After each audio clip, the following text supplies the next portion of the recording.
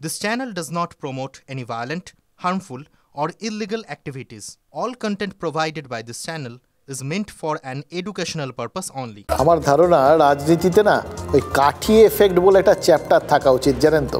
Seriously বলছি, আপনারা খেয়াল করে দেখুন, এই ভোটের আগে যখন মিতালি বাগ বিভিন্ন কর্মী সভা করছিলেন বা প্রচার সভা করছিলেন, তখন এই কাঠির কথাগুলো মাথায় ছিল বলেই হয়তো তার গলার আওয়াজটা অনেকটা অনুনয় বিনয়ের মতো ছিল। কর্মীদের বলছিলেন নামুন, সব কিছু ভুলে নামুন, না নামলে কি করে চলবে, দলকে জেতাতে হবে। এখন কাঠি সামলে জিতে গেছেন, দেখলেন তো কীরকম জোরালো শহরে তিনি পরপর হুঁশিয়ারিগুলো দিয়ে যাচ্ছেন। আরেকটা জিনিস মনে হচ্ছে, জানেন তো, অত্যধিক খেলে না পেট খারাপ হতে পারে, আবার খাবার যদি কম পড়ে, কম খাওয়া হয়, তাহলেও কিন্তু পিত্তি পড়ে যেতে পারে। দুদিকেই সমস্যা। তৃণমূলের খাওয়াটা অত্যধিক হয়ে গেছে, বিধানসভা, লোকসভা, ত্রিস্তর পঞ্চায়েত সব মিলিয়ে এখন একচ্ছত্র সাম্রাজ্য। এবার এত জনপ্রতিনিধি, গড়বড় তো হতেই পারে। আবার বিজেপির খিদে বেশি কিন্তু খাবার জোটেনি, ফলে সেখানেও পেট গড়বড় করছে। তৃণমূল জিতে গোষ্ঠীকন্দল দেখা দিচ্ছে, বিজেপিতে না জিততে পারায় গোষ্ঠীকন্দল তৈরি হচ্ছে, অশান্তি হচ্ছে। এবং এইটাই এই মুহূর্তে দুটো দলেই একমাত্র কমন বিষয়। আক্রান্ত বিজেপি কর্মীদের হাল হকিকত জানতে এসেছিলেন কেন্দ্রীয় প্রতিনিধিরা। উত্তর চব্বিশ পরগনার আমতলায় গেছিলেন তারা। সেখানে তারা কি শুনতে গেছিলেন? তৃণমূলের বিরুদ্ধে বিজেপির ওই কর্মী সমর্থকদের ক্ষোভ। কি আবিষ্কার করলেন? একদম উল্টো ব্যাপার। তৃণমূল কোথায়? বিজেপির বিরুদ্ধেই তো ওই বিজেপির কর্মী সমর্থকরা অভিযোগ করছেন। জেলা সভাপতি অভিজিৎ সর্দারের বিরুদ্ধে ক্ষোভ উগড়ে দিচ্ছেন ওখানকার প্রার্থী, পরাজিত প্রার্থী অভিজিৎ দাসের অনুগামীরা। স্যার, চাপিয়ে এখানে আক্রান্ত জেলা সভাপতি, আমাদের কোনো খোঁজ নেয়নি, মন্ডল কোনো খোঁজ নেয়নি। আসুন স্যার, আপনি আসুন স্যার, আপনি আসুন। অনেক বিধি আছে।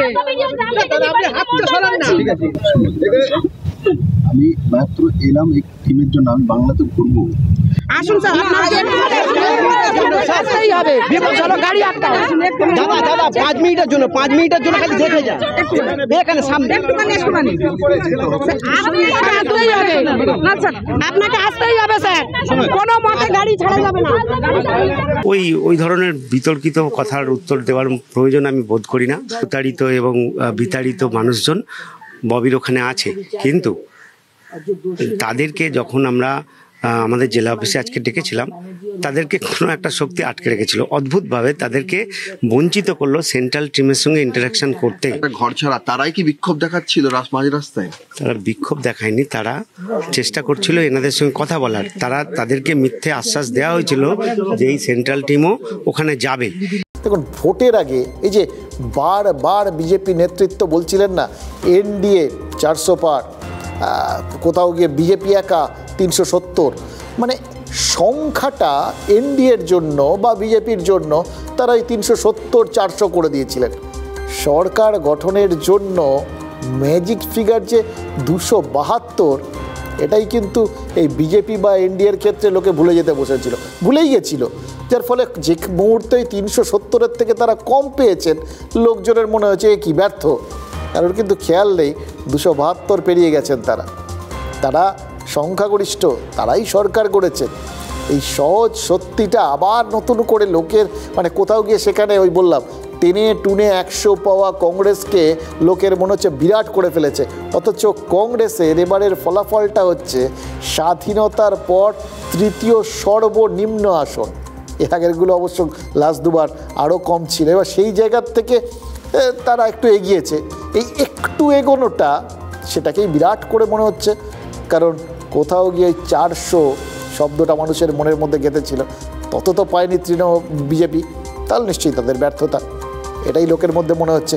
এই জায়গাটায় লোকের মনে আবার নতুন করে তারা যে জিতেছেন, এই সত্যটা প্রতিষ্ঠা করার জন্যই একটা কর্মসূচি নিয়েছে বিজেপি, কেন্দ্রীয় বিজেপি। তারা ঠিক করেছে যে 3য় এনডিএ সরকার প্রতিষ্ঠার জন্য ভোটারদের অভিনন্দন জানাতে দেশব্যাপী অভিনন্দন যাত্রা বেরোবে, মানে বিজয় মিছিল বেরোবে।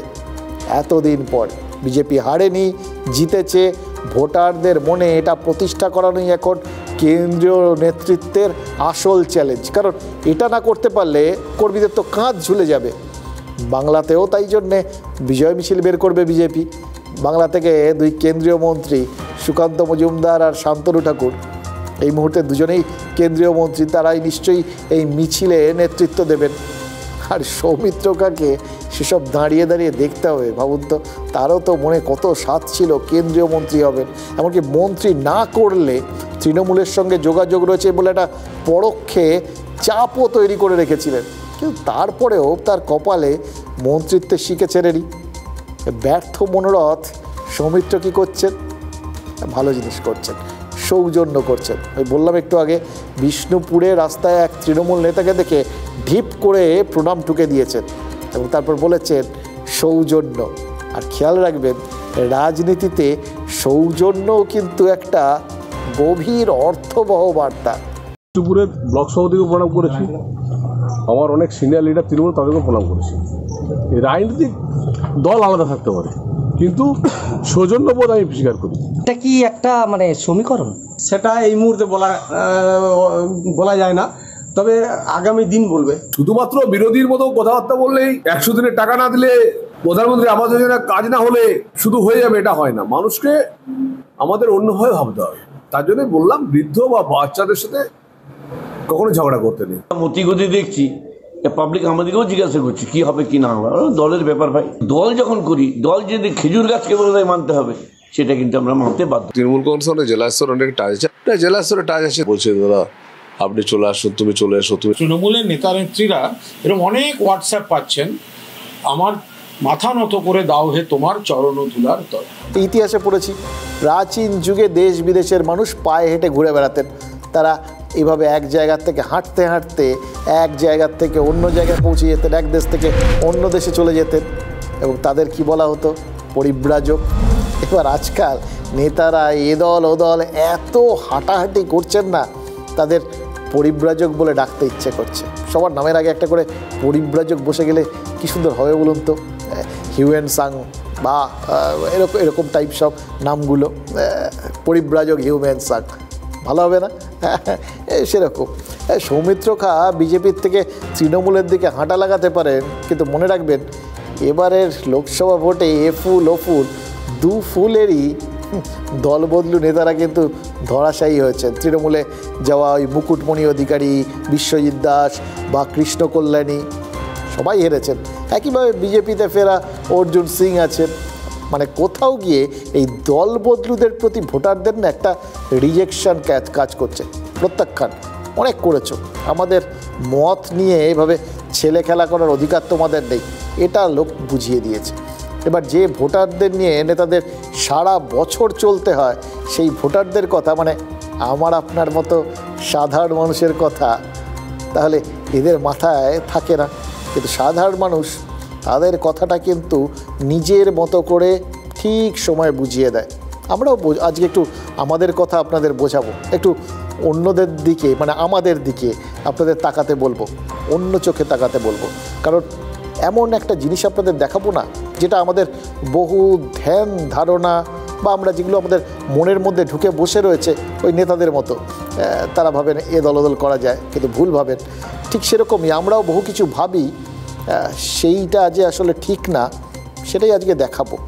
একদম উলটপুরাট, আমাদের চোখ খুলে দেওয়ার মতো একটা ছবি আমরা দেখলাম ওই উত্তরবঙ্গে। সেখানে একসঙ্গে প্রায় 70 জন জুনিয়র ডাক্তারকে দেখা গেছে রক্ষাকর্তার ভূমিকায়, প্রাণদাতার ভূমিকায়, এবং সেটা শুধু চিকিৎসা করে নয়, ছুরিকাচি দিয়ে নয়, রক্ত দিয়ে তারা নিজেদের কর্তব্য পালন করেছে।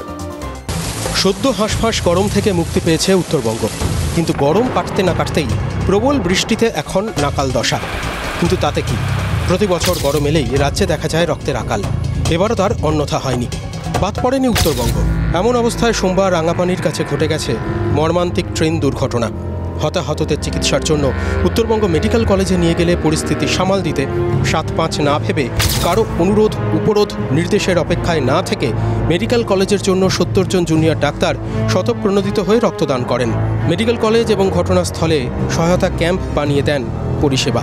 তো আমাদের কলেজে স্যারেরা এবং যারা ডাক্তার প্রেজেন্ট ছিলেন এবং সবথেকে বিশেষ করে আমাদের যারা স্টুডেন্টরা ছিল তারা কালকে যেভাবে এগিয়ে এসছে এরকম যুদ্ধকালীন তৎপরতায়, তাতে মানে প্রচণ্ড গর্বিত বোধ করছি আর কি।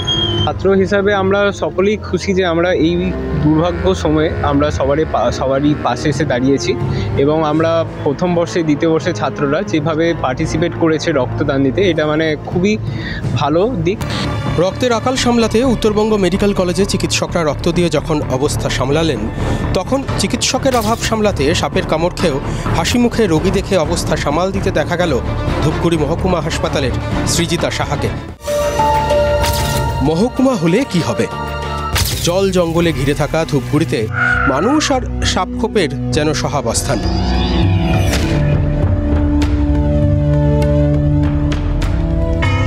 ফি বছর সাপের কামড়ে আক্রান্তের সংখ্যা বেশ উল্লেখযোগ্য। প্রত্যন্ত অঞ্চলের মানুষ সবসময় যে চিকিৎসা পান তেমনটা স্বাভাবিকভাবেই নয়, কিন্তু যিনি আক্রান্তদের সামলাবেন তিনিই যদি সাপের শিকার হন তখন তাকে সামলায় কে? ধূপগুড়ি মহকুমা হাসপাতালের চিকিৎসক সৃজিতা সাহা এই উত্তরের অপেক্ষায় থাকেননি। সাপের উপদ্রব হাসপাতালে বেশ প্রবল। শুক্রবার কাজ সেরে ফেরার সময় হাসপাতাল চত্বরেই তিনি সাপের ছোবল খান, প্রতিষেধক নেন, কিন্তু পরদিন সকালে কাজে যোগ দেওয়ার পর অসুস্থ বোধ করায় শুরু হয় স্যালাইন দেওয়া। কিন্তু অসুস্থ বলে ছাড় পাননি সৃজিতা। প্রতিষেধক নিয়েছেন, তারপর বসে পড়েছেন রোগী সামলাতে। এক হাতে স্যালাইন, অন্য হাতে রোগীদের প্রেসক্রিপশন লেখার কাজ চলছে। একটা মহকুমা হাসপাতালে চিকিৎসকের সংখ্যা মাত্র 7, নার্সের সংখ্যা 21, আছেন কয়েকজন স্বাস্থ্যকর্মী। আর তা নিয়ে খুঁড়িয়ে খুঁড়িয়ে চলছে আস্ত একটা মহকুমা হাসপাতাল। ফলে অসুস্থ হয়েও নিস্তার নেই সৃজিতাদের। হাসপাতালের বেহাল অবস্থা সামলাতে স্তম্ভের মতো কাজ করে যেতে হচ্ছে হাসি মুখে। আমাকে সাপে কামড়েছে, ধূপগুড়িতে অনেক সাপ আমাকেও কামড়ে দিয়েছে। কম লোক কম, লোকের অভাব, ডিউটি শিফট পাল্টানো যায় না, মুশকিল পাল্টানো। সাপটা দেখতে পাইনি, ছোট সাপ দেখা যায়নি, করতে হবে, উপায় নেই। সাপ তো আর মানুষ দেখে কামড়াবে না, ওর কামড়ানোর কাজও কামড়ে দেবে। প্রিয়জন হারানোর বেদনায় আমরা যখন এই চিকিৎসকদের সমালোচনা করি, হেনস্থার শিকার বানাই তাদের, তখন আমাদের যেন এই মুখগুলো মনে থাকে। রাজ্যের বেহাল হাসপাতাল ব্যবস্থাটা আসলে টিকে আছে এই সৃজিতাদের মতো নিরলস, আত্মপর ভাবনাহীন ডাক্তারদের সদিচ্ছার উপরই।